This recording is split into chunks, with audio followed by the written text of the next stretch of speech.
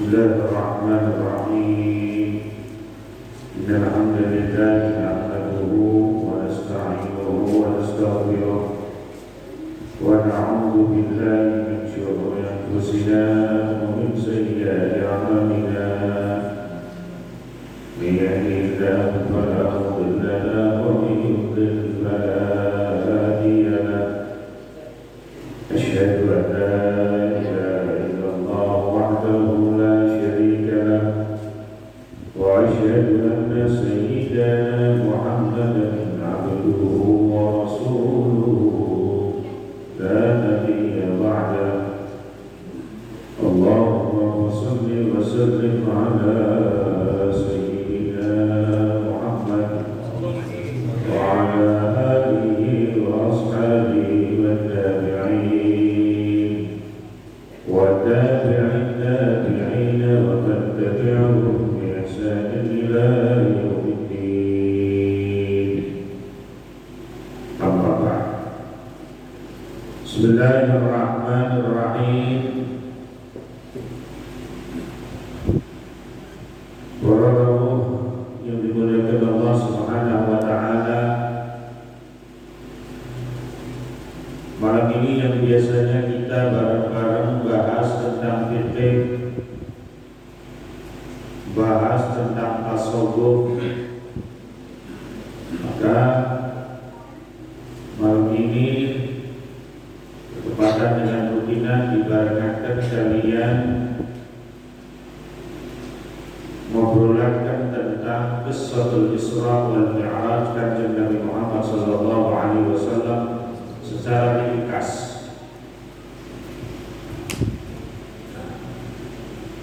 Karena biasanya jam sebenarnya wayang prakate. Biasanya wayang prakate kalau di Beberapa anak maulid tidak ada nanti. Nah, biasanya jam 9 kakak tambah jam 10 kakak. Mau ngaji sesuai. Antuk kalau mengikis. Nah.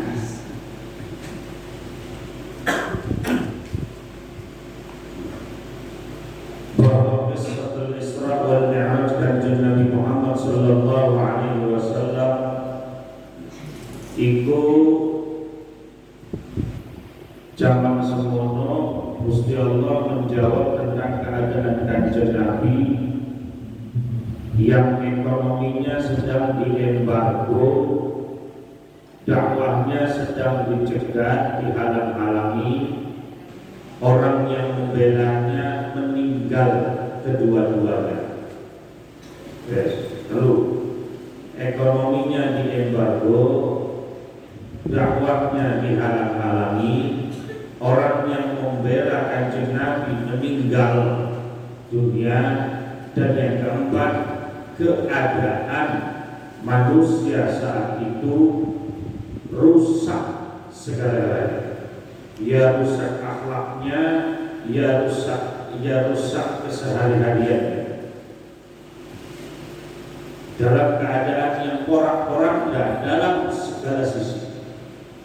Nah, maka Allah kemudian menjawab pada keadaan ini dengan Isra Mi'raj.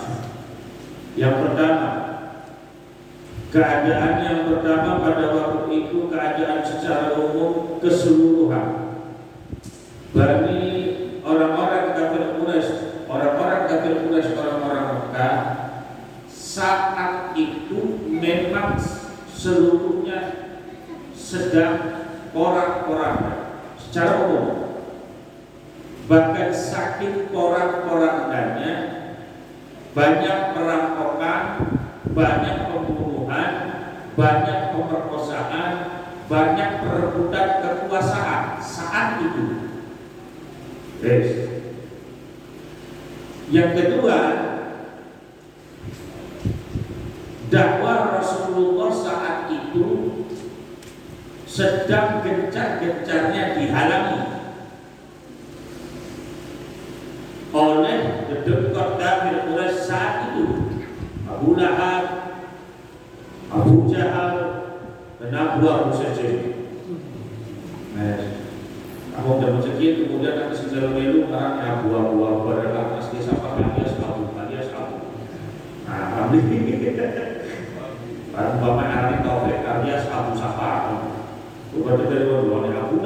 wabu. Ya. Nomor 3, orang yang membela Rasulullah dalam dakwahnya saat itu oleh Allah diambil nyawanya semua. Yang gede dan sangat membela Kanjeng Nabi saat itu 2. Siji Sayyidatina Khadijah ummul mukminin radhiyallahu anha, yang kedua adalah pamannya Abu Thalib. 2 yang membela Kanjeng Nabi. Nah, orang yang membela Kanjeng Nabi oleh Rasulullah diambil nyawanya, meninggal dunia. Nah, ketika yang membela Rasulullah ini diambil oleh Rasulullah Allah Subhanahu wa taala, Kanjeng Nabi semakin sempit dalam pergerakannya. Maka Kanjeng Nabi mencoba mencari suaka, mencari perlindungan ke kota lain, keluar dari Makkah. Apa ilmunya? Ilmunya, kalau dalam satu daerah kita merasa terancam dan tidak akan bisa berkembang, keluarlah, jangan kau teruskan di situ. Barangkali di daerah lain kita masih bisa diterima, seperti ada Rasulullah Shallallahu Alaihi Wasallam. Itu cuma baik kalau antar nyekonoga arane wayang apa? Wayang tempat. Itu apa namanya? Itu wayang tempat. Beli bakal bisa kabur. Nah, wayang kandang, wayang kandang itu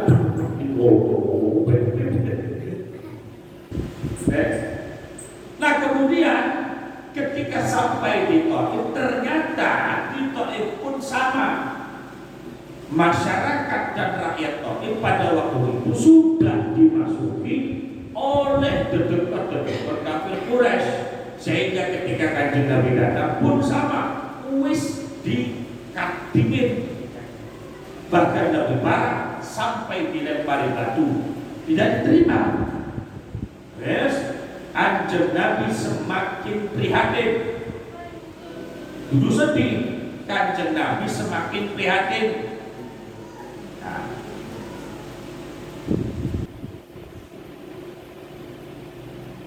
Nah, ketika Kanjeng Nabi prihatin, kenapa Kanjeng Nabi tidak pernah sedih, tapi hanya prihatin? Sebab sekarang pemimpin itu ajalokan sedih. Kanjeng Nabi pemimpin itu jangan pernah merasa sedih, tapi prihatin melihat keadaan. Nah, Kanjeng Nabi prihatin, lagi melaku dilempari dengan waktu, lagi makota dilempari dengan waktu, sampai Kanjeng Nabi sempat ngumpet Kanjeng Nabi, bersembunyi di balik batu besar yang kira-kira lemparan batu itu tidak mengenainya. Lu dalam keadaan kira-kira lemparan batu itu tidak mengenainya, terus malaikat Jibril diperintah di Gusti Allah, Jibril lindungi Muhammad aja sampai getih darahnya menetes ke dalam bumi, jangan sampai darahnya menetes ke bumi. Maka dilindungi oleh malaikat Jibril. Begitu terus malaikat Jibril ngomong, Kanjeng Nabi, saya diperintah oleh Allah untuk melindungi kamu. Sekarang apapun permintaanmu akan aku lakukan. Kalau perlu kau meminta kepada aku agar 2 gunung ini menghimpit seluruh satu kampung, akan aku lakukan. Kalau kamu yang memerintahkan seperti ini, apa jadi Kanjeng Nabi jawab? Jangan gitu. Iya, aku tidak berhasil dalam dakwahku saat ini, tapi yang aku inginkan adalah suatu saat nanti, kalau tidak anaknya, cucunya, kalau tidak cucunya, punya terus sampai kepada kedebukan kosongnya, ada yang mau mengikuti aku menjadi Islam. Maknanya benar, maknanya ilmunya apa? Ilmunya buat dakwah itu orang mesti kudu berhasil saat ini. Bisa jadi sekarang kita yang sengsara, tapi nanti yang menghasilkan adalah anak cucu kita. Jadi mengajak di kebagusan kerusakan, aja mandek, aja harus kerusakan. Bukan baik anak ini sih jadi, bukan baik itu sih jadi, bukan terus. Sembari mendoakan, sembari berusaha untuk mengajak kebaikan dan kemudian orang lakoni kebelesakan. Kalaupun orang yang kita ajak itu tidak berhasil kita ajak, doakan anaknya, cucunya atau buyutnya nanti ada yang mau untuk berubah lebih baik daripada orang-orang tua. Ki ilmu kan sekarang ini sebelumnya orang ya kan kalau dari Ustaz ada Ustaz kandang akhirnya mengkelan. Sudah. Nah, ketika Rasulullah bersembunyi di balik batu besar, kemudian Kanjeng Nabi dedongan Gusti Allah. Apa doa? Allahumma anta rabbi wa anta rabbul mustaqamin ilahi ila man takiluni. Ya Allah, Engkau adalah Tuhanku dan Engkau adalah zat yang maha, zat Tuhannya para hamba yang lemah. Ilah kepada siapa lagi ya Rabb takilu kau serahkan aku, takilu kau serahkan ini kepadaku. Ya Allah, Engkau adalah Tuhannya para orang-orang yang lemah, sedangkan aku sekarang dalam keadaan lemah. Orang-orang yang membelaku telah meninggal dunia kedua-duanya. Lalu sekarang kau serahkan kau titipkan kepada siapa lagi aku? Dulu kau titipkan aku kepada Khadijah, dulu kau titipkan aku kepada Abu Thalib. Sekarang kedua-duanya sudah meninggal dunia. Maka kepada siapa lagi kau titipkan diriku? Betul. Mentok di Kanjeng Nabi. Mendoakan jenazah ke apa? Mendoakan Gusti Allah. Dan semuanya kata Allah Subhanahu wa taala, kemudian Allah mengatakan kepada Kanjeng Nabi Muhammad, tadi kamu mengatakan bahwa orang-orang yang telah membela kamu itu semuanya meninggal dunia. Iya, sengaja aku matikan Khadijah, sengaja aku cabut nyawa Abu Thalib, sengaja aku cabut nyawa Khadijah. Kenapa? Kenapa ya Pak? Agar engkau tidak mengandalkan manusia, agar setiap apapun yang kau lakukan, apapun yang terjadi, yang terpikirkan olehmu kembali kepada Allah Subhanahu wa Ta'ala. Dari sini kemudian para ulama mengatakan bahwa setiap sesuatu yang ada di dunia ini jangan pernah mengandalkan manusia, tapi kembalilah, ingatlah kepada Allah Subhanahu wa Ta'ala. Ngimpilah menusa sekedare Gusti Allah selawase menusa cuma sekedare wae dadi batur sekedare, tapi Gusti Allah selawase. Kanjeng Nabi diajarkan seperti itu. Jangan mengandalkan manusia. Nah, ini salah satu ucapan Profesor Dr. salah satu ulama Syria, Profesor Dr. Muhammad Sa'id Al-Alim Al-Allamah Muhammad Sa'id Ramadan Al-Buti. Apa kata beliau? Tidak semua yang kamu cintai akan selalu ada. Tidak semua orang yang kamu percaya akan setia. Maka setia kepada Allah Subhanahu wa Ta'ala. Maka cintalah kepada Allah Subhanahu wa Ta'ala. Tidak semua orang yang kamu cintai itu akan selalu ada. Akan hilang dengan sendirinya. Tidak semua orang yang kamu percayai itu akan selalu setia kepadamu. Tapi kalau kamu cinta kepada Allah, Allah akan selalu ada denganmu. Kalau kamu percaya kepada Allah, Allah setia kepadamu. Enak, ya. Percaya dengan manusia sekedar luwih percaya di Gusti Allah. Seneng ning manusia sekedar luwih seneng di Gusti Allah. Dalane anak kowe. Makanya kan Gusti Allah sampai dawuhaken, kalau kamu punya perkara apapun di dunia, segala perkara apapun di dunia, ufawwidu amri ila Allah, innallaha basirun bil ibad. Serahkan segala perkara di dunia ini kepada Allah. Innallaha, sesungguhnya Allah, basirun selalu tahu, basirun selalu mengawasi, basirun selalu menolong. Kalimat basir benar-benar bil ibadi kepada seluruh hamba. Jadi Allah yang mengawasi kita, Allah yang menolong kita, Allah yang selalu bersama kita. Kanjeng Nabi diajarkan seperti itu, agar kamu tidak berpegang kepada manusia, tidak selalu mengandalkan manusia, tapi yang kamu andalkan Allah Subhanahu wa ta'ala. Nah, kemudian Allah mengatakan, ya Muhammad, anta ala ainayya. Muhammad, kamu di atas pengawasan, kamu di atas pertolonganku, kamu selalu ada dalam penjagaanku.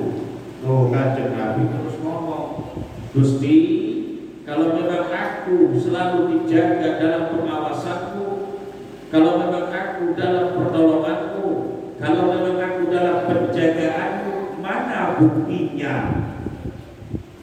Maka Gusti Allah membuktikan pertanyaan Kanjeng Nabi dengan Isra Mi'raj. Jadi Isra Mi'raj itu bukan hiburannya Kanjeng Nabi atau menghiburnya Allah atas kesedihan Kanjeng Nabi, bukan.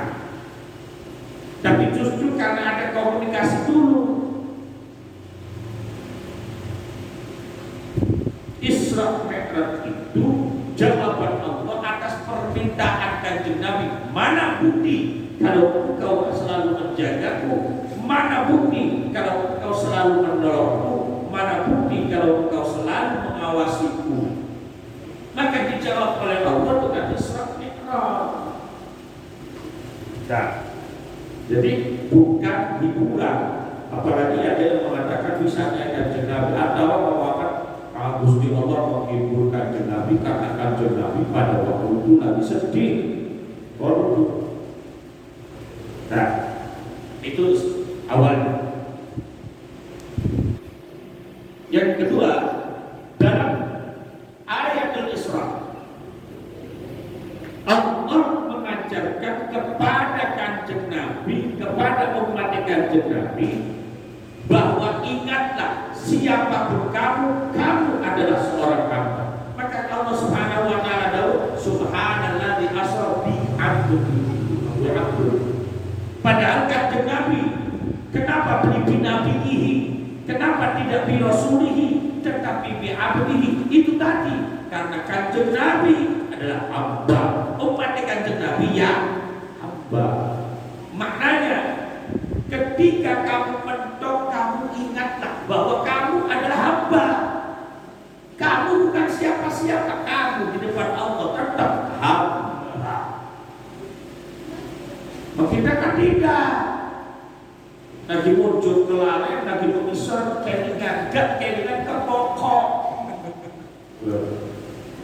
dan lagi muncul, lagi suki, lagi sukses, wes kelalen kalau sudah Allah. Begitu lagi ancur, wes memperoleh berikan ku hamba, berikan ku hamba. Tidak mengaku dirinya hamba.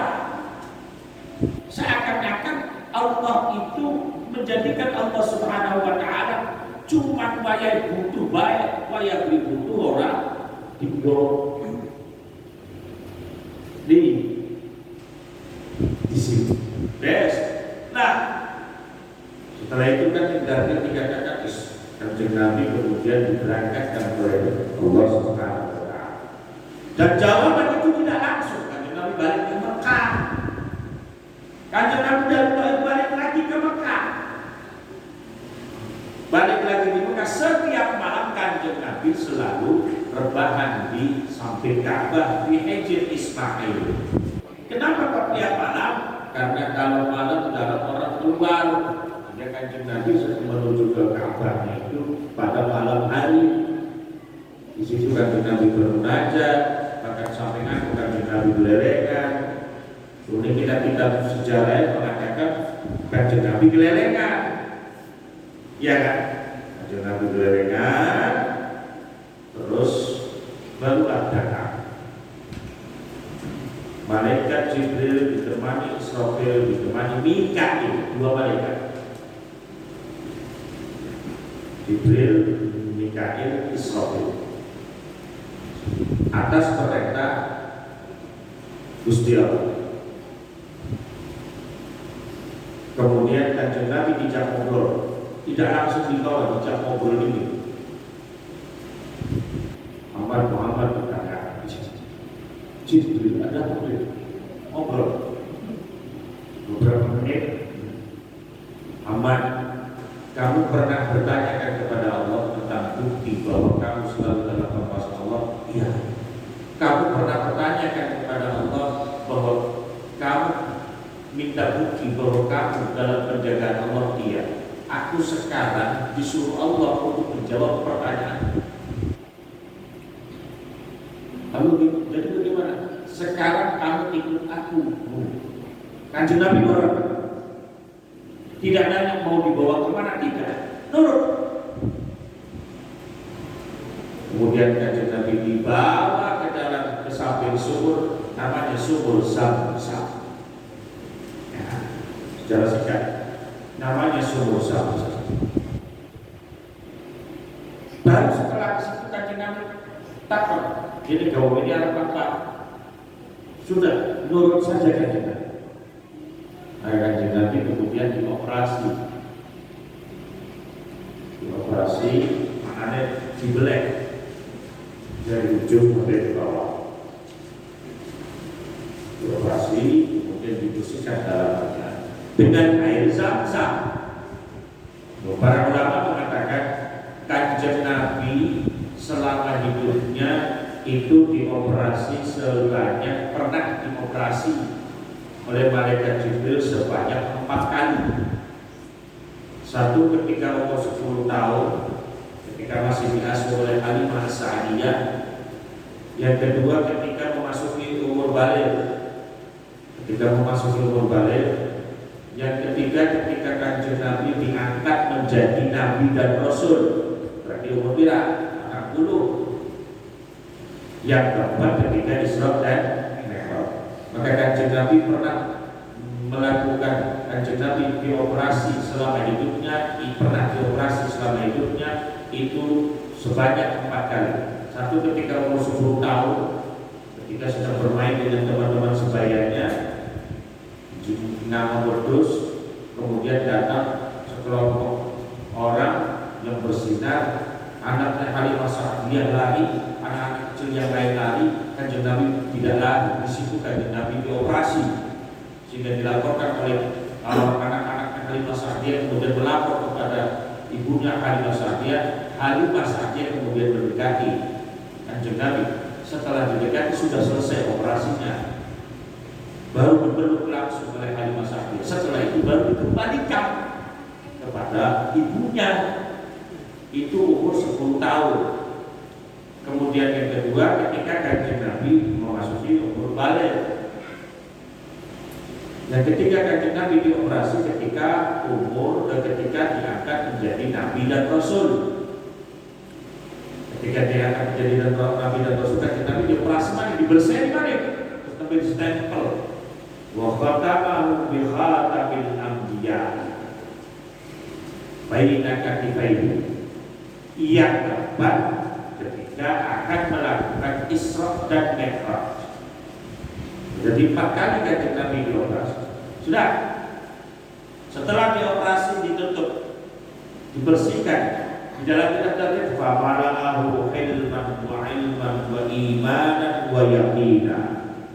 Ajar Nabi sebelum ditutup dadanya itu diisi 1 kelembutan, 2 ilmu, 3 keyakinan, 4 ilman wa ilman wa imanan wa yaqina, 4 iman. 4 ini ada pada diri Kanjeng Nabi, tetapi ketika turun pada umatnya tidak bisa memiliki 4 ini. Hanya 2 yang dimiliki oleh umat Kanjeng Nabi. Kanjeng Nabi ketika dioperasi, selesai dioperasi kemudian diisi oleh malaikat Jibril hilman, kelembutan, wa ilman, ilmu, wa imanan, dan iman yang kuat, wa yaqinan, dan keyakinan yang kuat. 4-4-nya ada pada diri Kanjeng Nabi. Ketika turun kepada umatnya tidak bisa memiliki 4 perkara ini. Ketika turun kepada para penerusnya, ketika turun kepada para penerusnya Ahlul Bait Nabi, atau kepada para pewarisnya adalah para ulama, tidak bisa 4 perkara ini. Paling hanya 2. Kalau tidak lembut dan yakin, atau imannya kuat dan lembut, atau pokoknya cuma 2, tidak bisa memiliki 4. Maka jangan heran terkadang kita melihat orang alim kaya-kaya galak. Orang lembut pada kamu Nabi kan ajaran modalil, Kanjeng Nabi berwatan ini manusia galak kan mendawar itu karena ketidaktahuan kita. Kanjeng Nabi itu keyakinan yang kuat, itu ketegasannya itulah karena punya keyakinan yang kuat. Karena punya keyakinan yang kuat. Hilman, lembut. Tidak semua manusia itu lembut loh. Bisa jadi dia hanya kasih ilman wa yakina, ilmu dan keyakinan, tapi tidak punya hilman, kelembutan. Jadi jangan kaget kalau ada orang yang berilmu kemudian katone galak, katone galak. Atau kalau ada Ahlul Bait Nabi, penerusnya Kanjeng Nabi, ibu galak, aja kaget. Oh, yang berarti cuma loro, gue bisa papat-papat deh. Guys, jelas ya? Ilmunya. Bukan Kanjeng Nabi dimasuki ilmu 4 perkara itu buat Kanjeng Nabi. Buat kita sebagai umatnya tidak bisa papat-papat. Nah, kalau katanya sudah ikut Kanjeng Nabi, iya ikutnya Kanjeng Nabi. Tapi untuk memiliki 4 itu hanya khusus untuk Kanjeng Nabi. Itu loh. Lihatnya Kanjeng Nabi, tapi untuk memiliki 4 itu hanya untuk Kanjeng. Sama halnya seperti ini. Sesuatu yang disunahkan oleh Kanjeng Nabi itu sunnah untuk kita, tapi wajib untuk Kanjeng Nabi. Tidak. Sholat duha itu sunnah untuk kita, tapi wajib untuk Kanjeng Nabi. Bedakan. Sholat tahajud itu sunnah untuk kita, tapi wajib untuk Kanjeng Nabi. Tidak pernah meninggalkan tahajud Kanjeng Nabi. Sedangkan kita, jangan samakan kita dengan Kanjeng Nabi. Beda. Lu sama halnya seperti tadi yang dimasukkan ke dalam Kanjeng Nabi 4 perkara, tapi yang diterima oleh umatnya hanya 2 di antara 4. Ini salah sejarah. Jelas ya? Ibu. Ini kan boleh buat ngaji dan nah, guys, begitu sudah selesai Kanjeng Nabi kemudian datang satu hewan bernama Burak. Ya. Satu hewan bernama Burak. Para ulama mengatakan Burak itu salah satu hewan yang tidak akan hancur ketika hari kiamat. Tapi salah satu hewan yang nanti utuh dan masuk surga. Ada 10 hewan yang ketika di hari kiamat seluruhnya akan lebur, kecuali 10 hewan dia tidak akan lebur, justru masuk surga. ada 10 tumbuh-tumbuhan. Seluruh tumbuh-tumbuhan di dunia ini kabeh bakal hancur lebur kecuali 10 tumbuh-tumbuhan. Bersama. Nah, 10 hewan yang tidak akan hancur tapi justru utuh dan masuk surga. Satu, burung. Kedua, untanya Nabi Saleh. Untanya Nabi Saleh itu utuh, tidak masuk, tidak hancur. Ketiga, keledainya Nabi Uzair. Keledainya Nabi Uzair. Keempat, anak sapinya Nabi Ibrahim. 10 hewan.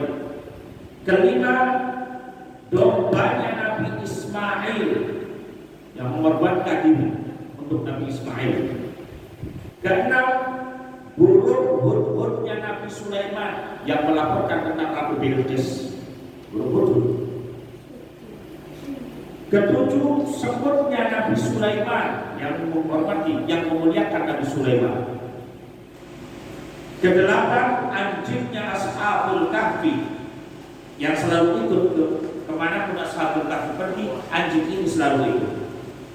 Kesembilan, ikan pausnya Nabi Yunus yang melindungi Nabi Yunus dimakan. Dalam kegelapan, justru dimakannya Nabi Yunus oleh paus itu bukan dimakan, tetapi hidup di dalam perut ikan paus. Tujuannya melindungi Nabi Yunus. Baru ke-10, sapinya Bani Israel. Ada sekelompok Bani Israel yang membunuh, kemudian bertanya kepada Nabi Musa, Nabi Musa, saya harus membunuh, saya ingin supaya dosa saya itu ditebus dan diampuni oleh Allah. Bagaimana? Ya kamu sembelih saja sapi. Andai kata tidak bertanya, tidak akan datang. Kamu sembelih saja sapi 2. Sudah selesai, tinggal cari sapi apa saja selesai. Tapi kemudian bertanya kembali, sapinya yang model bagaimana? Ya sapi yang agak gemukan, agak gemukan itu banyak. Terus sapi itu banyak loh, Nabi Musa. Ya sapi yang sehat. Yang sehatnya yang dari mana? Terus dari mana? Nabi Musa bertanya kepada Allah, ya Allah bagaimana? Bilang saja sapi yang ada, yang giginya ada emasnya, repot. Dan sapi yang ada giginya ada emasnya itu hanya satu sapi milik anak yatim. Akhirnya mencari repot lu, makanya ilmunya apa ilmu ini? Gini. Bahkan dikongkoning ulama, bahkan difatwakan ulama. Kalau ada ulama yang berfatwa, kamu bertanya bagaimana hukumnya ini, hukum ini, kemudian disampaikan, dijawab oleh para ulama bahwa kamu itu harusnya begini. Sudah, jangan banyak bertanya, selesai. Akan lebih mudah dibanding kita bertanya, justru sulit. Makanya kan paman rela bahwa Bani Israel saja rela dilakoni baik. Sampean ibadah kamu bukan bayang ya. Bayang buka aja tinggal ya. Praga. Kalau pirang rakaat, pirang dina, ya pirang-pirang akhirnya. Terus tinggal sembahyang. Loh, kalau tidak ada tambahan dari ulama atau dari kiai, enak malah yus. Sampai kita lagi bayang doa yang gede, balik, terus bayang doa. Dia pirang rakaat beres. Lagi pikir harus pikir apa sih yang bisa bayar pikir beres. Tapi kemudian bertanya anak pun, oh sila kalau pengen jadi lancar bayar ya bayar ada tinggal gitu. Tidak mau apa lagi? Dua. Akhirnya nantang beda rokaat jauh. 12 rokaat. Aku mau ya. Itu udah masuk dia. Gua tekak, ayo pulang baru tutup kamar teman-teman wis maca sholawat baik. Impira aja sekian ini, lamun tiung yang pinter coba benar, sudah ditunggu. Kalau dilakoni itu lu beres kan? Sedikit temen. Oh, tapi pengen akeh. Kudu temen. Ya wis, wacaan ping 1000. Nah ini karena rewel ketika diberikan beban yang bebannya itu lebih berat, ya lebih gelap. Dalam sapi Bani Israel ada pelajaran bagi kita. 10 binatang yang masuk surga ini, kenapa bisa masuk surga? Sebenarnya setiap satunya ada pelajaran bagi kita, ada ilmu bagi kita. Anjingnya Ashabul Kahfi cukup bagi kita mengikuti agama. Maka ngaji. Bagian orang ngerti apa sih disampaikan ulama? Bagian seperti ngaji sedikit. Aja kalah kalau guguknya Ashabul Kahfi. Padahal cuma nongkrong wal palang wal pelet. Ya. Yang sampaikan Ashabul Kahfi paham tidak? Tidak paham. Ashabul Kahfi di majlis jadi luar, anjing dia duduknya di luar. Al-palang wal pelet saja. Nanti Ashabul Kahfi keluar pergi, dia ikut, anjing itu ikut di belakangnya. Seperti itu saja padahal. Hanya sekedar kemanapun Ashabul Kahfi pergi, anjing tidak pernah lepas, selalu mengikuti.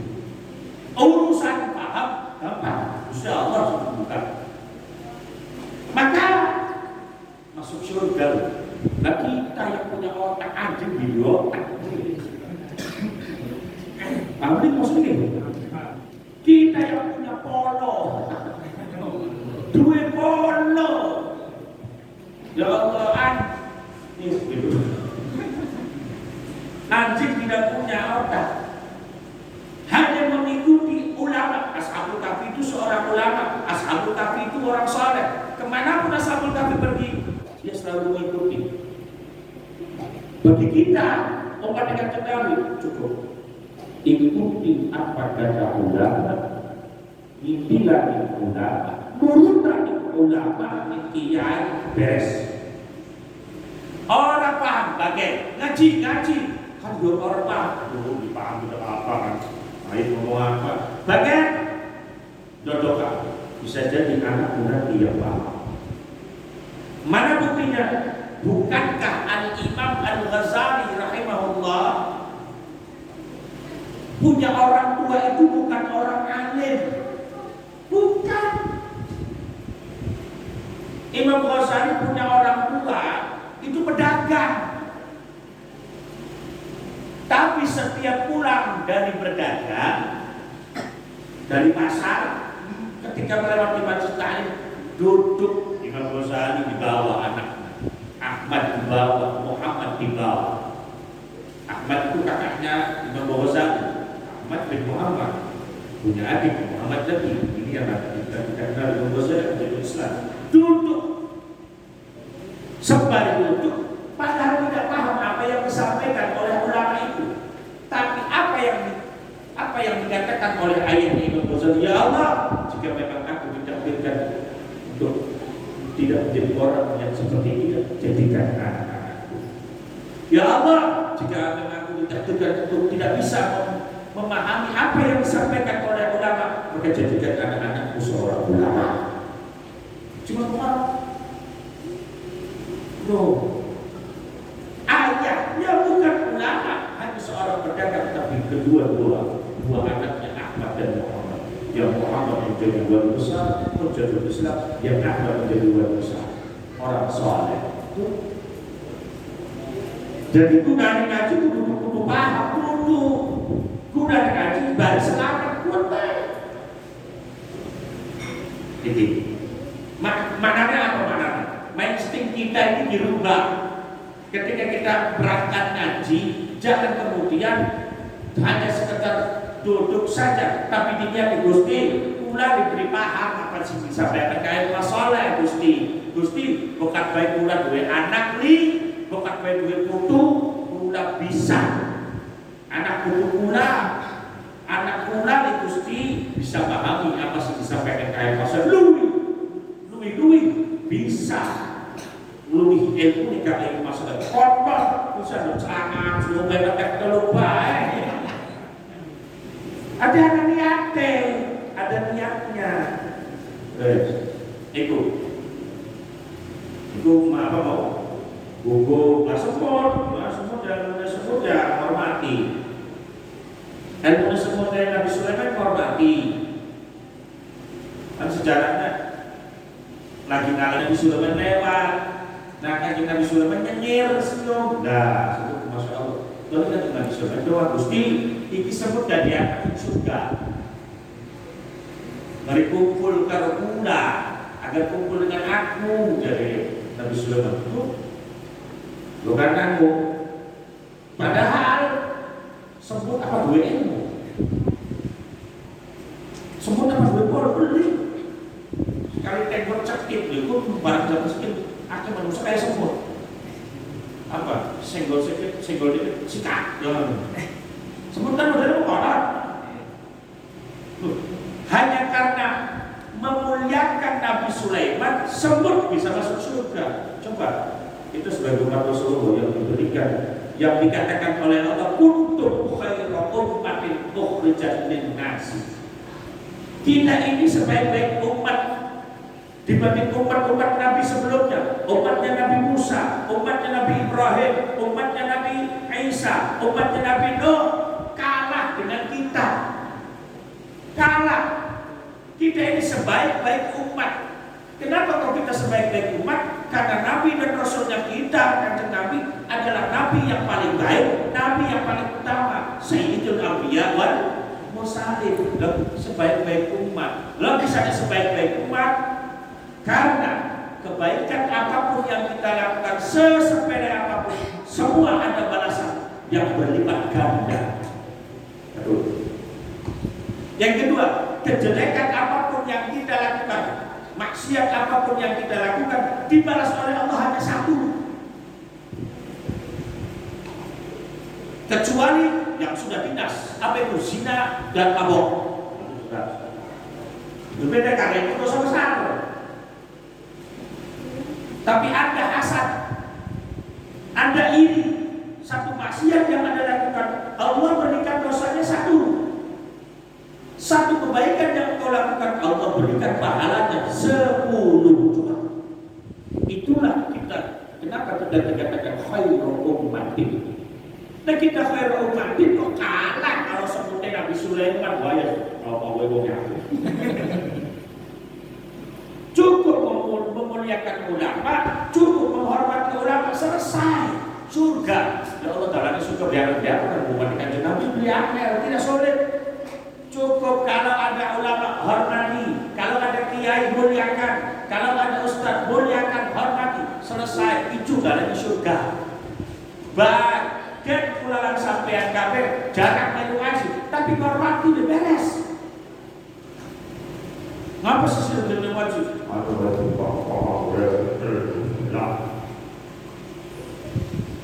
Oh. Tapi begitu ada kiai datang, hormati, muliakan. Jalan di surga. Itu sing hebat. Dan masuk kepada Isra dan Mi'rajnya adalah kanjeng Nabi ketika melakukan Isra dan Mi'raj masuk ke dalam alam dunia, alam misal, alam barzakh, alam fadai, alam al-mal'ala, yang keenam alam akhirat. Ketika Nabi ketika melakukan Isra dan Mi'raj itu masuk ke dalam alam. Maknanya apa? Alam itu ternyata ada 6. Satu alam dunia karena kanjeng Nabi ketika melakukan Isra, Mekah, Masjidil Haram dan Masjidil Aqsa itu ada di dunia. Yang kedua alamul misal. Nanti dari Baitul Lahmi menuju Baitul Maqdis kanjeng Nabi disodorkan gambaran-gambaran sebanyak 21. Ada yang mengatakan 20 gambaran, ada yang mengatakan 21 gambaran. Itu kanjeng Nabi masuk ke dalam alam besar, alam gambaran percontohan. Selesai sampai di Baitul Maqdis. Kanjeng Nabi ketika sampai di Baitul Maqdis, Kanjeng Nabi masuk ke dalam alam yang ketiga, alamul barzakh atau alamul arwah, alam roh. Kenapa Kanjeng Nabi masuk ke dalam alam roh? Sebab begitu sampai di Baitul Maqdis, Kanjeng Nabi bertemu dengan para nabi dan rasul dari zaman Kanjeng Nabi Adam. Padahal sudah tidak ada. Tidak. Keempat, Kanjeng Nabi masuk ke dalam dari Baitul Maqdis ketika Mi'raj, Kanjeng Nabi masuk ke dalam alam yang keempat, yaitu alamul fadai, alam planet. Sebelum langit, masuk ke langit pertama sampai langit ke-7 sampai ke Arsy, itu namanya alam planet. 5, Kanjeng Nabi fama fawqal arsy, ketika sampai di Arsy, kemudian atasnya Arsy adalah alamnya Allah, alam al-mal'il a'la, alam yang tidak ada yang tahu kecuali Allah Subhanahu wa taala. 6, Kanjeng Nabi masuk ke dalam alam yang keenam, itu alamul akhirah, yang di dalamnya hanya ada 2, ada surga dan neraka. Maka Kanjeng Nabi ketika melakukan Isra Mi'raj itu masuk ke dalam 6 alam. Perjalanannya dari Masjidil Haram ke Madinah kata zaman sekarang, Yathrib kata zaman dulu. Dari Yathrib menuju Madyan. Madyan itu tempat istirahatnya Nabi Musa ketika dikejar-kejar oleh Raja Fir'aun. Di satu pohon yang sekarang kita kenal dengan istilah kayu kauka. Pohon itu aslinya kayu kauka.